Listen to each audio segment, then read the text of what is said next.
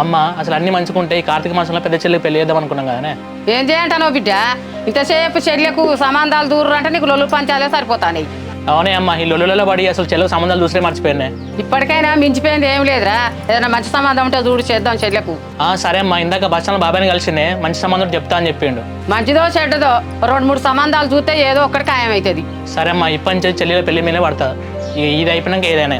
అన్న మొన్ననే చెప్పినా కదన్న, ఇప్పుడే మ్యాచే చూడకని, మళ్ళీ ఇదేందన్నా? చెల్లె నాకు ఇప్పుడే నీకు పెళ్లి చేయాలని లేదే.